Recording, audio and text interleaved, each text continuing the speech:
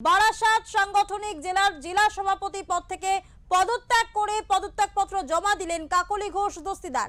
আপনাদের আরো একবার জানিয়ে রাখবো, এই মুহূর্তের সবচেয়ে গুরুত্বপূর্ণ যে খবর, বারাসাত সাংগঠনিক জেলার জেলা সভাপতি পদ থেকে পদত্যাগপত্র জমা দিলেন কাকলি ঘোষ দস্তিদার। তিনি বলেন, আমি স্বচ্ছতাতে বিশ্বাস করি, আমি সততাতে বিশ্বাস করি।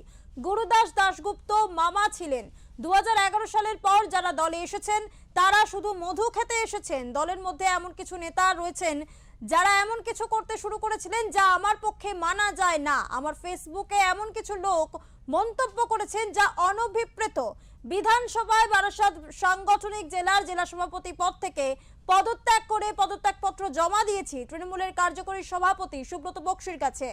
একটি সংস্থার জন্য দলের এই পরাজয়, ওই সংস্থার বাচ্চা বাচ্চা ছেলে মেয়েরা 40 বছর ধরে রাজনীতি করা প্রবীণ নেতা কর্মীদের রাজনীতি শেখাচ্ছেন, এমনটাই মন্তব্য করলেন কাকলি ঘোষ দস্তিদার।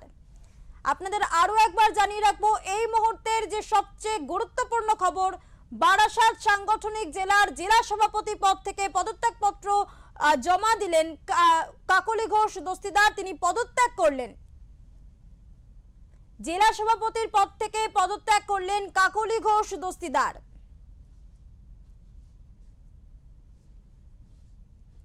আপনাদের আরো একবার জানিয়ে রাখবো, এই মুহূর্তের যে সবচেয়ে গুরুত্বপূর্ণ খবর, বারাসাত সাংগঠনিক জেলার জেলা সভাপতির পদ থেকে পদত্যাগ করে পদত্যাগপত্র জমা দিলেন কাকলি ঘোষ দস্তিদার।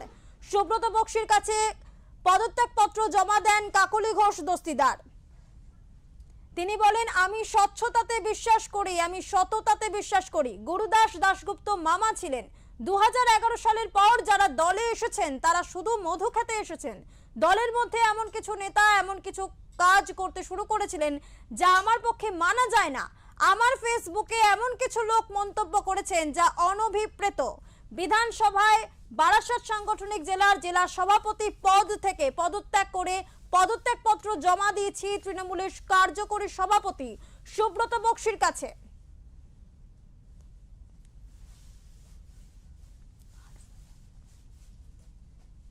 এই মুহূর্তে এই বিষয়ে আমরা কথা বলবো। আমাদের সঙ্গে সরাসরি রয়েছেন ওঙ্কার বাংলার এডিটর ইন চিফ বিপ্লব দাস। দাদার সাথে কথা বলবো। দাদা, এই মুহূর্তে যে গুরুত্বপূর্ণ খবর, বারাসাত সাংগঠনিক জেলা সভাপতির পদ থেকে পদত্যাগ করলেন কাকলি ঘোষ দস্তিদার, কি বলবেন এই বিষয়ে?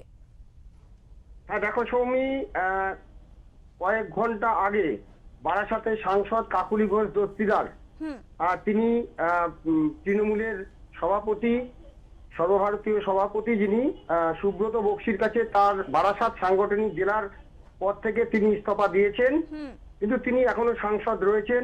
আমরা জানি যে বেশ কিছুদিন ধরে গত 4ই মে নির্বাচনে তৃণমূল কংগ্রেসের ব্যাপক ভরাডুবি এবং পরাজয়ের পরে নানান ক্ষোভ বিক্ষোভ দলের মধ্যে থেকে উঠে এসেছে। সেইখানে কাকলি ঘোষ দস্তিদারের পুত্র বেশ কিছু বিষয় নিয়ে ক্ষোভ প্রকাশ করে সমাজ মাধ্যমে লিখেছেন, বলেছেন, সংবাদ মাধ্যমের সামনে মুখ খুলেছেন, দলের সাংগঠনিক ব্যর্থতা নিয়ে নানান কথা বলেছেন।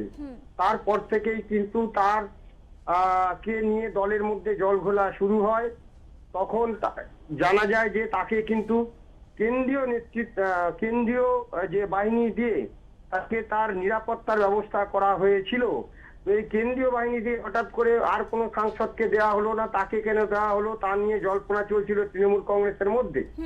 তো সেই জায়গা থেকে অনেকেই ভাবছিলেন হয়তো কাকলি ঘোষ দস্তিদার হয়তো তিনি হয়তো দল বদল করতে পারেন বা নানান রকম কথা চলছিল, তিনি পদত্যাগ করতে পারেন।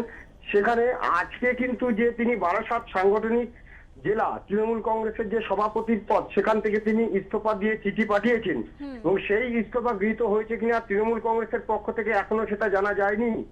তবে এই ইস্তফা পত্র গ্রহণ করা হলে তারপর কি কাকলি ঘোষ দস্তিদার নিজে তার সেই বারাসাতের যে সাংসদ পদ সেই পদে কি ইস্তফা দেবেন, এটা একটা বড় প্রশ্ন। যেটা আর আরেকটি বিষয় হচ্ছে যে এই কাকলি ঘোষ দস্তিদার মমতা বন্দ্যোপাধ্যায়ের অন্যতম প্রথম দিন থেকে সঙ্গী। আমরা জানি যে মমতা বন্দ্যোপাধ্যায় 1998 সালে তৃণমূল কংগ্রেস প্রতিষ্ঠার সময় থেকে কাকলি ঘোষ দস্তিদার এবং তার স্বামী সুদর্শন ঘোষ দস্তিদার, এই দুজন মমতা বন্দ্যোপাধ্যায়ের অন্যতম সঙ্গী ছিলেন। কাকুলি ঘোষ দস্তিদার বহুবার বিভিন্ন জায়গা থেকে তিনি সাংসদ পদে প্রতিদ্বন্দ্বিতা করেছেন, সেই সময় হেরে গেছেন, কিন্তু তবুও মমতা বন্দ্যোপাধ্যায়কে ছেড়ে যাননি। এবং এও জানা গেছে যে মমতা বন্দ্যোপাধ্যায় যখন ধর্মতলায় অনশনে বসেছিলেন, 26 দিন যে অনশন করেছিলেন, তারপর তাকে কিন্তু যখন প্রথম চিকিৎসার জন্য নিয়ে যাওয়া হয়েছিল, সেটা কাকুলি ঘোষ দস্তিদারের যে হাসপাতাল, সেই হাসপাতালেই তাকে প্রথম নিয়ে যাওয়া হয়েছিল। এবং ডক্টর কাকুলি ঘোষ দস্তিদার এবং ডাক্তার সুদর্শন ঘোষ দস্তিদার দুজনেই কিন্তু প্রথিতযশা চিকিৎসক। ফলে সেই সময় থেকে মমতা বন্দ্যোপাধ্যায়ের প্রথম দিনের সঙ্গী। এই সময় অর্থাৎ তৃণমূল কংগ্রেসের এই দুর্দিনে তার পদত্যাগ কিন্তু বাংলার রাজ্য রাজনীতিতে সত্যি তোলপাড় ফেলার মতো ঘটনা। একেবারে অনেক ধন্যবাদ দাদা আপনাকে। আমরা কথা বলছিলাম আমাদের ওঙ্কার বাংলার এডিটর ইন চিফ বিপ্লব দাসের সাথে। দাদা গোটা বিষয়টি বুঝিয়ে বললেন।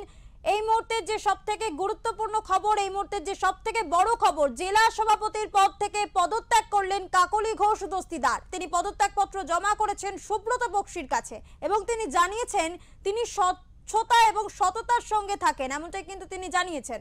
ঠিক এই বিষয়ে সাংবাদিকদের মুখোমুখি হয়ে কাকলি ঘোষ দস্তিদার তিনি কি বলেছেন শুনে নেব। যে আপনারা অত্যন্ত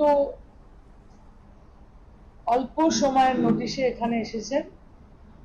নেত্রী মমতা বন্দ্যোপাধ্যায়ের একটা লাইভ চলছিল, আমি সেটা শুনছিলাম বলে একটু দেরি হলো।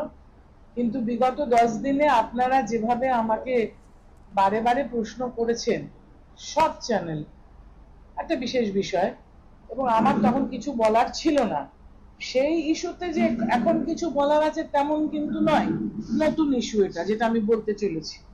আপনাদের প্রশ্ন থাকলে আপনারা পরে করতে পারেন, কিন্তু আমি যেটা আপনাদেরকে বলতে চাই যে আপনাদের মধ্যে এখানে যারা রয়েছেন তাদের মধ্যে দুজন একজন ছাড়া হয়তো আমার ব্যক্তিগত ইতিহাসটা জানেন না, দু একজন জানতে পারেন, জানেন না।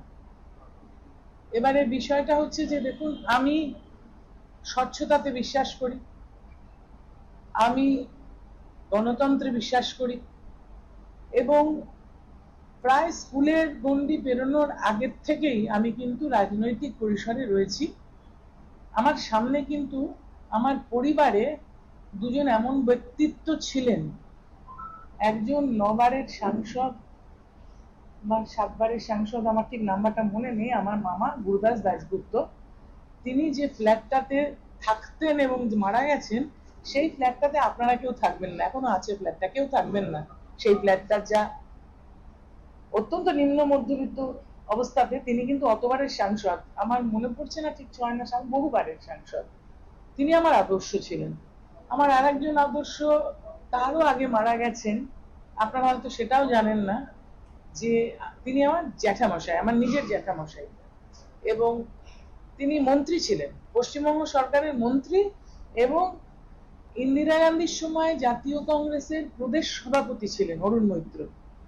তিনি যখন মারা গেছেন, তিনি ওই যখন মিনিস্ট্রি চলে গেল, যখন তিনি আর সভাপতি ছিলেন না, তিনি একটা ছোট স্টেশনারি দোকান চালাতেন লেক গার্ডেন্সে, তাই করে তার জীবিকা নির্বাহ হতো, ছোট স্টেশনারি দোকান। সুতরাং আমি তো সেই টাইপের পরিবারেরই। সেখান থেকে আমি নিজের চেষ্টায় ডাক্তার হয়েছি। আমার স্বামী ডাক্তারি করেন, এখনো 10 ঘন্টা 12 ঘন্টা খাটেন, আমরা পরিবারের সবাই পরিশ্রম করি, তাতে চলে। কিন্তু গত কদিনে ফেসবুকে এই ভুঁইফোর নেতারা এবং যারা কিছু কিছু 2011-র পরে মধু সংগ্রহ করতে উড়ে উড়ে এসেছে, তাদের যে কমেন্ট গুলো আসছে ফেসবুকে, এটা সত্যি সহ্য হচ্ছে না।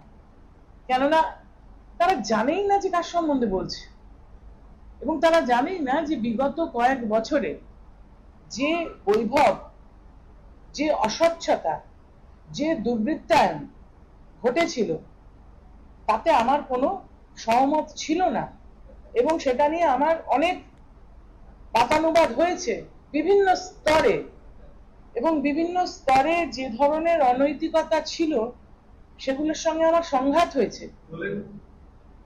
দলের বাইরে তো বটেই, কেননা আমি তো রাজনীতি শুরু করেছি, আপনাকে বললাম যে ধরুন 84 সালে প্রথম কাজ, এবং বিগত 5-7 বছরের এই বৈভব, এতে আমি অভ্যস্ত নই।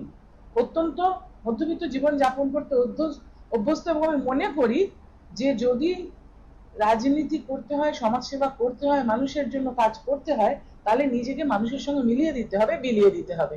তাহলে মানুষের যে সমাজ ব্যবস্থার মধ্যে অবস্থান, সেই অবস্থানটাকেই আমরা বিশ্বাস করি, এটা পারিবারিকভাবে করি। এবং আমি মানসিকতার দিক দিয়েও সেই লোক, তাকে যদি ফেসবুকে ছোট ছোট কেউ এইভাবে আক্রমণ করে, এটা অনুচিত, অন্যায়। তারা 2011-এ ক্ষমতায় আসার পরে তৃণমূল কংগ্রেস তারা দলে এসেছে, আমি তাদের চিনি।